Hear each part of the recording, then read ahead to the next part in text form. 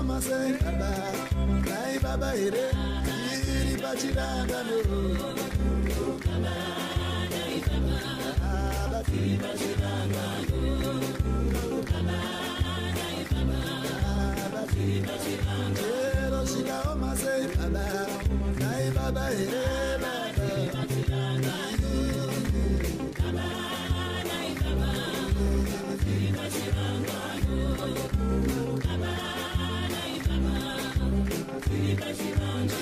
Shikatora kuwa baba, nai baba ere baba, baba baba baba, nai baba, baba iri pachiranga no. Change is not for Robert Mugabe. The change is for the people of Zimbabwe. Change. Nai baba ere, iri pachiranga no.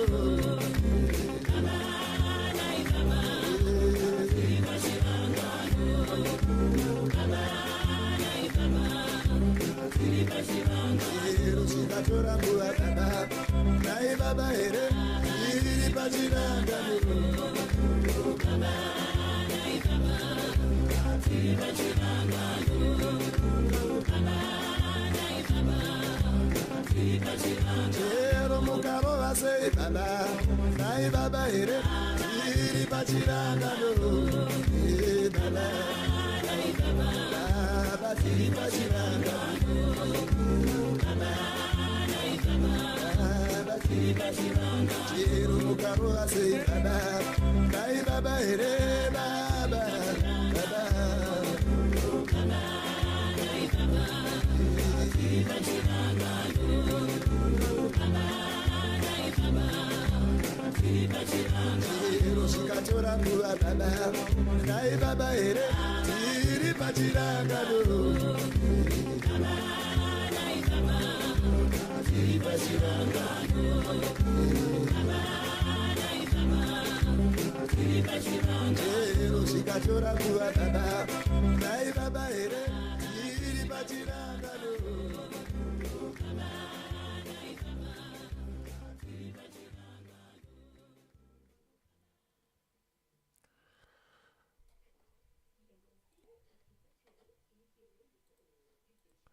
Greetings, greetings, greetings, and more greetings to you, good people. My name is DJ Holly, and welcome to 0.5 Creative Studios. Chitubu che content, chitubu chisingapwi, chitubu chinoniwane munu wese, chitubu chakavenekwa, chikawongororwa nana mazvikokota kunzi aiwaka. Chitubu ichi chine content iri healthy, content yakachena, yakakodzera kunge chikonsumwa nemunhu akaita kunge iwewe. Ndosoka uri panapa muzuva ranhasi. So if it's your first time here, Janya subscribe button and the notification bell so that you don't miss out on any exciting content uploaded. Kana wanga wagara uri mugari wepanapa dango kutenda nekuita saying nekurumidza kubhadhara rent. Thank you very much for supporting 0.5 Creative Studios.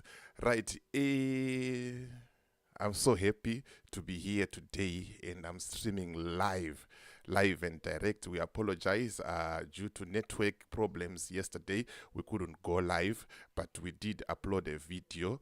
Yazvataifanira kuita saying kuita live nazo nenyaya yataifanira kufambira nayo nezuro. So today I'm going to touch on 3 topics, 3 nyaya dziri kupisa zvamanje manje ndozvandoda kuti ndingoita sei ndingotaura nezvadzo anditika. The first one, Zanu PF tag Veshanduko. Zanu PF tags, they are after Madzibaba Veshanduko. I've got the evidence, I've got the videos, I've got the audios. I'm going to show you everything so that you can see zvirikuita sei zvirikuitika pasina chitsotsi. And then Hwende exposed, that's number 2. And then number 3, Gambakwe is scared to get arrested. And those are the 3 topics, the 3 stories that I'm just going to touch on tonight. So let me know where you are watching from. Let me know where you are watching from. Leave a comment, drop your location, and let me know. Let me know where you are watching from. Right. Zvamanje manje inyaya itika Nasi Makuseni. This happened today, early this morning, when a white car was seen moving around Madzibaba Veshanduko's location. Vayaenda padeni pa Madzibaba Veshanduko. And then he wasn't available. There was only kids there. So they said, we are looking for your father. We work with your father. But one thing that I loved and one thing that brought tears to my eyes was the response and the bravery that was done by this small kid. He managed to see and to realize, these are not my father's workmates. These are not my father's friends. These are thugs, state agents after my father. Pakashata. It's very difficult. And I wonder why all of a sudden Zanu PF is in a panic mode like this. I wonder why Zanu PF is in a panic mode like this. Is it the summit or is something else? Enough respect and special thanks to Notando watching from South Africa. Thank you very much. Drop your location. I want to know. Ndakuziza kuti uri kutoona tiri kupi, kana pane zvatiri kutadza, kana pane dzimwe nyaya dzamuda kunzwa, aiwa ndiudzeiwo kuti tifambire nyaya dzacho panapa handitya. Also special thanks to Caroline. She's watching from Nyanga, Zimbabwe. Special thanks to everyone who's watching at the moment. Saka mwana uyu adaro kuti aiwa imimi ndokuzivai. Hamusirimi chi hama, hamusirimi shamwari, hamusirimi wanoshandidzana na baba vangu. So without wasting much of your time, let me jump into the voice note. And enough respect also to a friend of mine, a colleague of mine, who gave me this information. So I'm just going to play his voice note. He's from UK. Big up to Moses. Moses is watching from South Africa. He's from UK. Thank you very much, Mkoma wangu, for the information.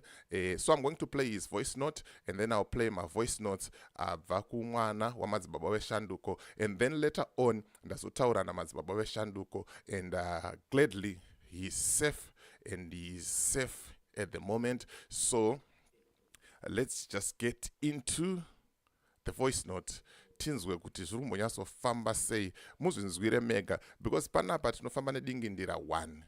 We work with evidence. Umbowo. We don't bring you a story without evidence. We'll give you a story with evidence. Umbo. Then Mama say, let's listen to the voice note. This is a friend of mine, Chamisa's right-hand man from UK. So he passed me this information this afternoon. So let's listen to this one.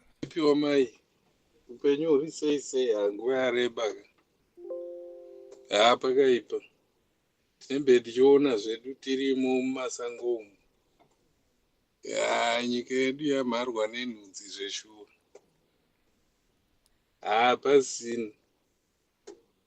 Hapasina nyika yedu hapasina. Regera ndikutumire ningirikini vhidhiyo raMadzibaba Veshanduko. Ndoda kuti uzovabata futi unzwa kuti haufa. Because vari kuita kuteerwa kumusha kwavo kuri kutotenderera mota, dzimwe mavhidhiyo atotorwa nevafana ikoko. Saka ningirikini nevamwe vanhuwo. Saka vari kutoita zvekutsvaga vanhu. These guys are thugs. Haasi mapurisa, haasi maCIO, haasi chii. Vanhu vanenge vachihaiwa nezano. Ngotanga urova vanhu. Mwana wamai, zvavari kuita izvi. Ukaona pakazoita ningirikini, change inouya. Izvo ndo zvinoitika. Izvo zvavari kutoita izvozvi ndo change yacho. Zviri kutoita Zanu izvozvi zvekuti vanodyiwa ma-elections vobva varamba. Vobva vatanga kuita zvavari kuita izvozvi zvekupa vanhu mazimari, vachipa vanhu mazikontrakt, vachithreatena majaji, vachiita sei, vachifamba vachirova vanhu. Wakamboona masoja anorepa vanhu achihwina hondo. hakuna zvakadaro.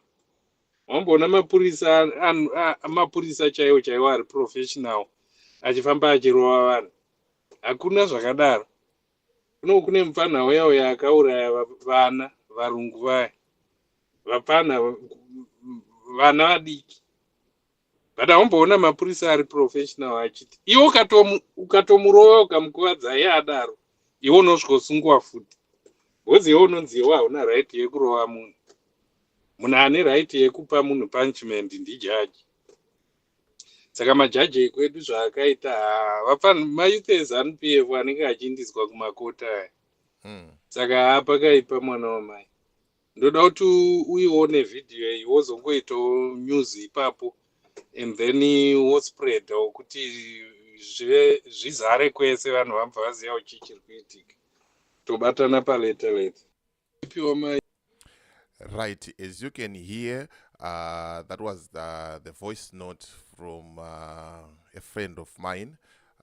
He's based in UK. So I'm going to play you now the voice note of the son of Madzibaba Veshanduko explaining what happened, and then we'll jump into Madzibaba Veshanduko's voice note explaining also that he is safe, he is safe where he is, and big up to Tapiwa.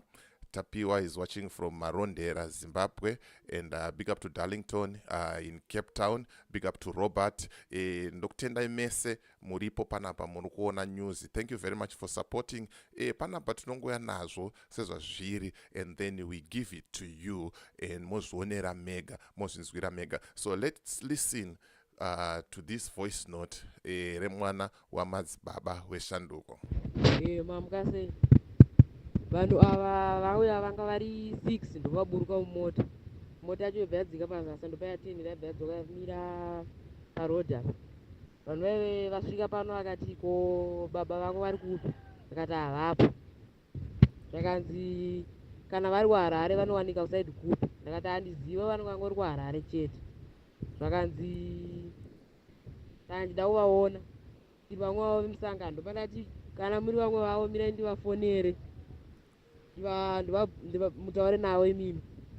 Zvakanzi aiwa totaura navo vega tiri vamwe vavo vemusangano vandotiziva. Ndopa watobuda. Pana ndichifamba ndichivatera kunchiti mirai ndivafonere. Mumwe wacho anga ari mumota. Mufanhu vari kuenda kuzoda kutondichinjidzira zvezvi. Ndakadza kuti handisina kunombovatya kana kawani. Vanhu vanga vari varume chaivo, varume vane nyama. Ndokuti dai kuona muripo apa igona kutoitika zvimwe zvinhu. Right, those are the two voice notes from mwana waMadzibaba Veshanduko explaining to the father what really happened. And now we're going to jump straight into Madzibaba Veshanduko's voice note. Vachiti explainera kuti what really happened and what is his current position, his status, health-wise. Pane zvaitika here kana kuti vari safe. But let's just listen to this. Tikunde hondo idzo dzisingati tobatana tinodzikunda hondo dzacho. Ende kune zvimwe zvaakuitika futi. Okay, sorry. Pamusoro emukoma kwandiri hangu ndiri safe. Kwandiri ndiri safe kwandiri. Musandityire hangu kwandiri ndiri kuchengetwa nenyasha. Zvaitika kuseni kwasvika 4x4. Ndogona kukusenderai video rachona nemapictures acho masvikira avaita pamba vakomana vacho. Vadzika vari 6, one wechi7 driver asara akagara panyanga. Ndobva vabvunza zvavabvunza kuvakomana vangu. But vakomana vangu vaitoziva kuti iri timu revakomana. But vabvunza vakataura vakati tiri vanhu vemusangano triple C. Taida kuti tionana nababa wako tinozivana. But vakomana vangu pachokwadi havana kunzwisisa, havana kugutsikana. Vanazoziva kuti vasi vanhu kwava. Saka vakuenda. Panga yakutobuda futi muyadhi motikari vakomana pane mukomana anga aripo mumwe. Atotora futi video racho achitondisendera nezvanga zvichitoitika zvese. So ndiringokurudzira vana veZimbabwe kuti ndo mabasa eZanu yapererwa. Zanu PF ine mbavha, ine mhondi, asi vari kufamba pamusoro penyika hapana anosungwa. Vanhu vari kuzara mumajeri, havana kana mhosva yavari kupara. So zvese zviri kuitwa izvi kuda kudzosera vanhu kumashure. Zvino ndoda kungokurudzira vana veZimbabwe kuti ngatirambe takadzvanya kusvika tasvika. Kana vachipedza kuvharira tese mumajeri vachavharira vese Zimbabwe yese goro rino, nokuti munhu wese achapinda kunoratidzira nokuti zviripo pabumbiro remutemo. Ivo vanoita zvavanoda, hapana anovasunga, zvese vanoita ende vanopa nyaya munhu yaasina kana kupara kunyadzisa kwazvene. Munotarisa mukoma kubva kumashure uko, ndakatomborohwa kupondwa chaiko kwandikaitwa ndichinzi ndaida kudambura mutsipa wambuya nehanda. Zvinotonyadzisa ende kana kuti unotonyara semi kana ari kunze kwenyika kwawanotonyara kuti Zimbabwe ndokunyika kwangu, nehunhu nemabasa anoitwa neZanu PF nechihurumende chezanu. Zvinonyadzisa. Tiri kufumurirwa nyika nemadhara aya, tiri kufumurirwa nyika nevanhu vanonyadzisa nyika kusvika paextend yekuda izvo. Saka ndiri kungokurudzira vana veZimbabwe kuti panguva yatiri zvakuda kubatana nekushinga kuti tikunde hondo iyoyi. Ndakutendai zvikuru vana veZimbabwe nekubatana kwedu. Musashandisirwe tumari, musashandisirwe zvinhu zvisina basa nokutengwa neZanu PF zviri kuitwa vamwe. Kana une maprinciples pakurarama, hakuna chinokunetsa ende zvinhu zvinokufambira. That's why takambotengwa kuda kupiwa mazimotikari tikaaramba, because handishandiswe kutengesa struggle yevanhu nekuda mota, handipenge, handirwari. Ticharamba takabatira pamukomana pana President Advocate Nelson Chamisa kusvika zvanaka. Ndatenda. Zvese izvo zviri kuitwa kusungwa kuri kuitwa vanhu, tocharing iri kuitwa vanhu vari kushungurudzwa vachidzingwa mutauni, mavhenda vari kuzvitengesera kuti vawane chouviri chokurarama. Zviri kuitwa kuti zuva racho kuenda kunoratidzira kuda kutyisa vanhu kwese. Vana veZimbabwe ngatichangamukei. Vana veZimbabwe zvakuda kushinga nekubatana kuti tikunde hondo idzodzi dzingati tobatana tinodzikunda hondo dzacho. Ende kune zvimwe zvaakuitika futi imomo muhurumende chezanu ichi. Vamuri kuona vari kurova vanhu vaivai mayouth eZanu PF vazhinji vacho vari kupfekedzwa hembe dzemapurisa, hembe dzemasoja. Saka tiri kukurudzirawo kumapurisa uko kuti mwakushatiswa zita riri kunzi mapurisa haaiti nekuda kwevamwe vanhu vari kupfeka futi uniform dzenyu. Kune mamwe mapurisa ari kutoshanda neZanu PF kuda kushungurudza vanopikisa. Hazvina kunaka. Mapurisa muri vanhu vehurumende, muri vanhu vevanhu, hamusi vanhu vebato. Ipapo muri kupakanganisa. Hazvina kunaka izvozvo. Muri kutirwadzisa izvozvo. Vamwe tiri kutogara musango kutosiya musha, kusiyana mafungiro haisi mhosva paupenyu pakurarama. Kusiyana mafungiro muZimbabwe mhosva. Unotomanikidzwa kuti idya mufusho ndichida derere, ukatoramba kudya mufusho unotorohwa. Ndomabasa eZanu. Saka tiri kuda kutaura kuti vana veZimbabwe ngatichibatana. Yasvika nguva yekuti tichibatana. Hazvinei nekuti uri wekuZanu, uri wekuTriple C, uri wekundonga, uri wekunagi, uri wekuchimuti. Ngatibatanei tibvise chihurumende ichi chauraya nyika. Pachokwadi chaipo chauraya nyika. Chine utsinye. Izvozvo vanhu vari kutochwa, vanhu vari kuvharirwa mumajeri, vanhu vari kushungurudzwa, vanhu vari kudzingwa mumatauni mavanotengesera vachiwana chouviri nokuda kwokuda kugadha uori hwavo, kuda kutyisa vanhu. Nyika ndeyedu tese, hatifaniri kusvika pakushungurudzana zvokudaro. Ngatinyaranei, ngatiremekedzane kodzero dzedu. Right, mazvinzwira mega, straight from the horse's mouth. Madzibaba Veshanduko achitaura, he is safe and explaining to us what really happened, and ndonya yacho iyi.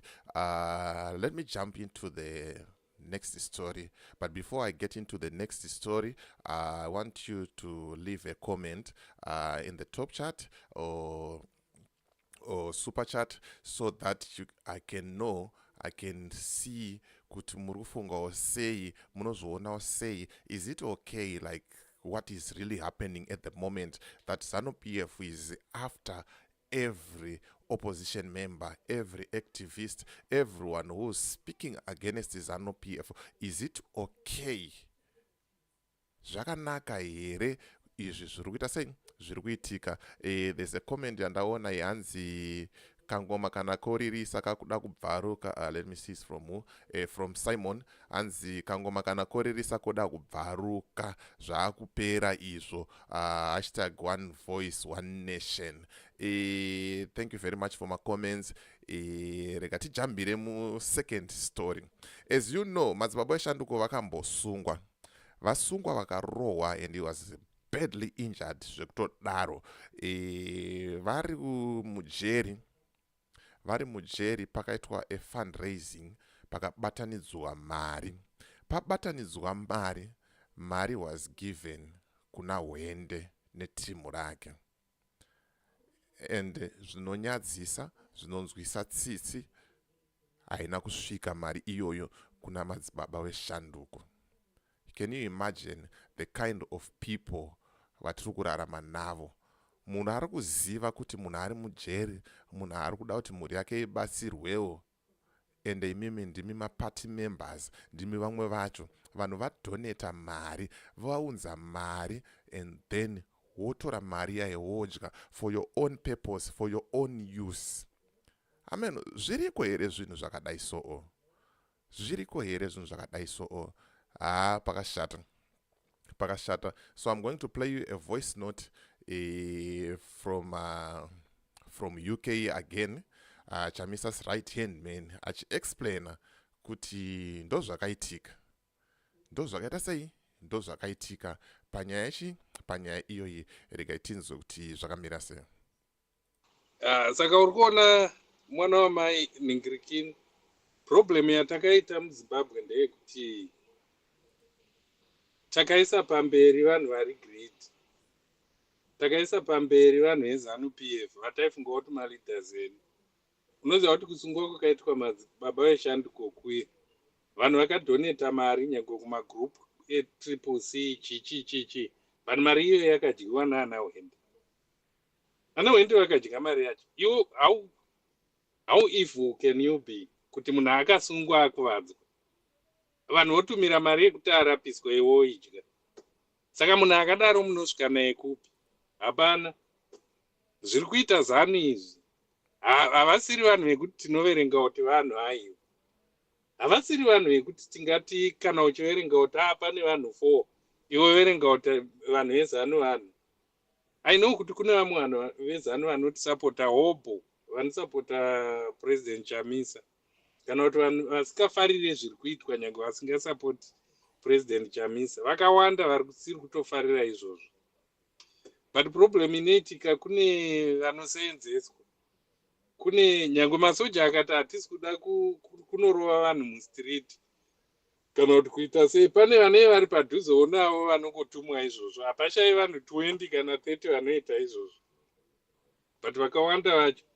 The only option yatinogona kuita muZimbabwe kubatana chete. That's the first step. Haikona kubatana kuti demonstrate. Kungobatana chete kuziva kuti vanhu vabatana. Saka kungobatana ikoko.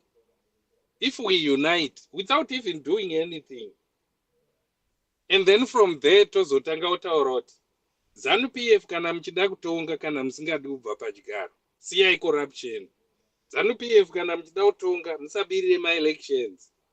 Zanu PF kana muchida kutonga musingadi kubva pachigaro, haikona ifamba muchirova vanhu. Zanu PF kana muchida kutonga musingadi kubva pachigaro, haikona ifamba muchirepa vana. Haikona kutuma masoja kunorova vanhu. Haikona kuthreatena majaji. Haikona kuthreatena judiciary. Hakuna organization inorana zvakadaro. Inongoita free will zvekuti chero chawaita hapana chaunobvunzwa. Hakuna. And Zimbabwe iri kuenda pasi. Machinda aya akaramba aripo. Hapasina. Hapana mwana wamai. Saka regera tigoona.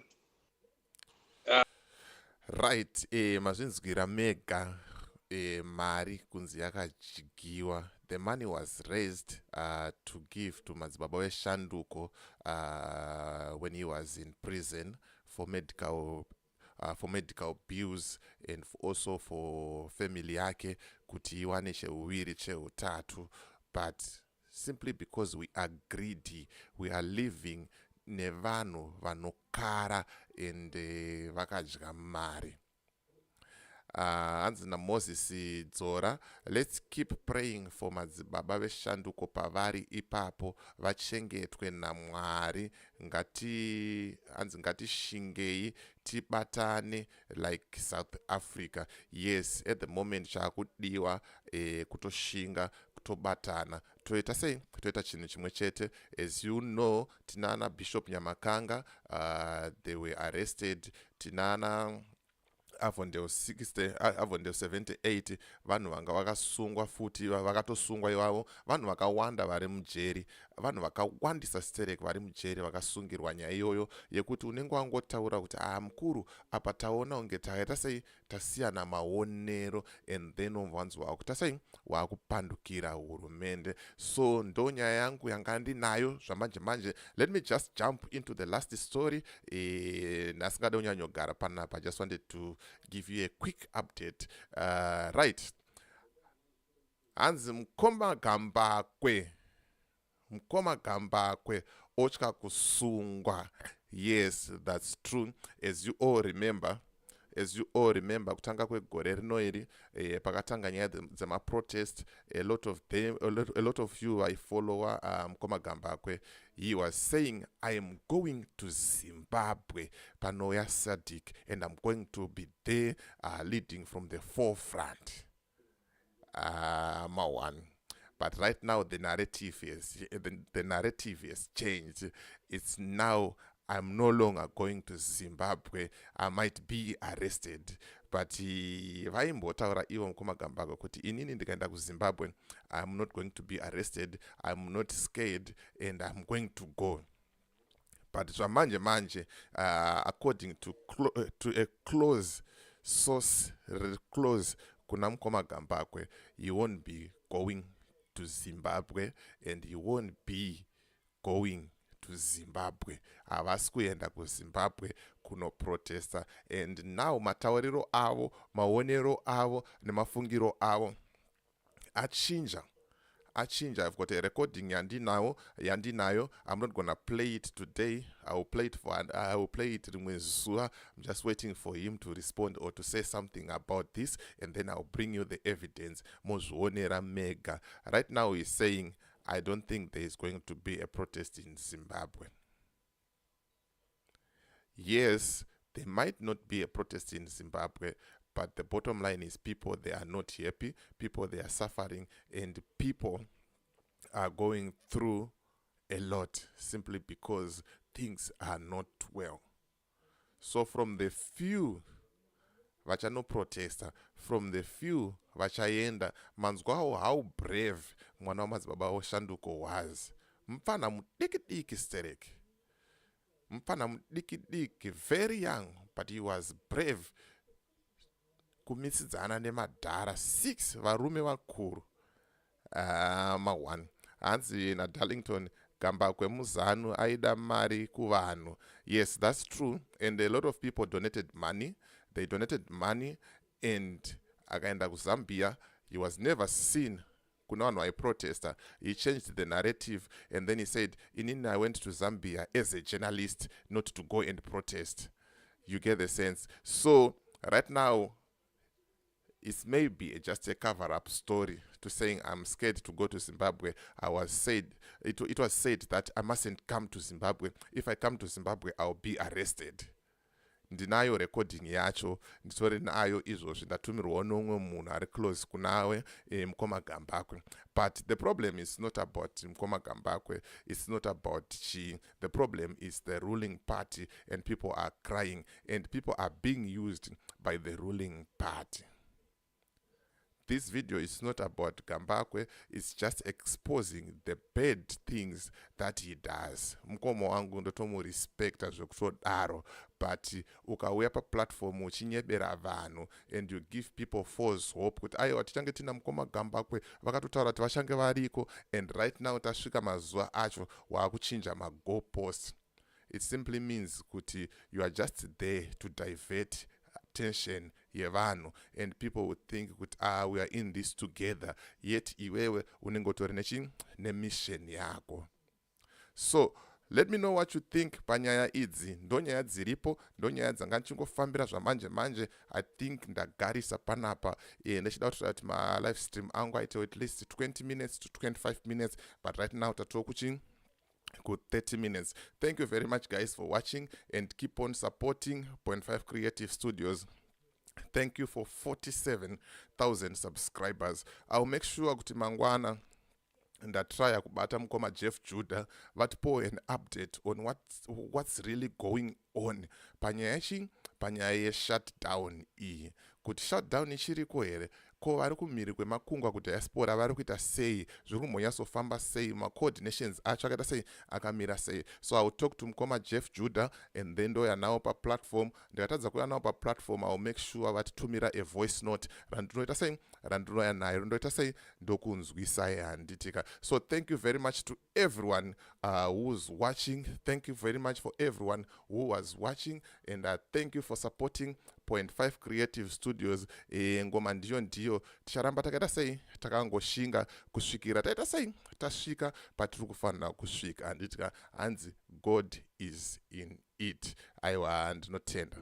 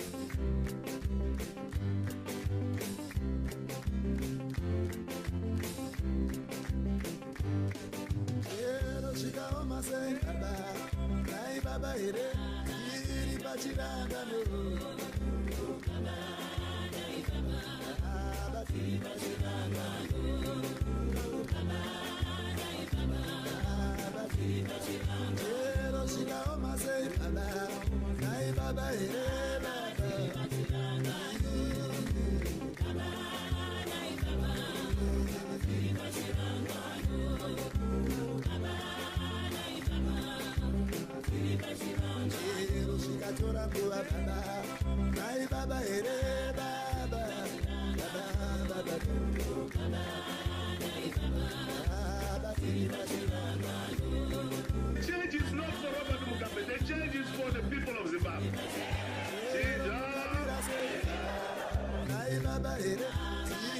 Jesus.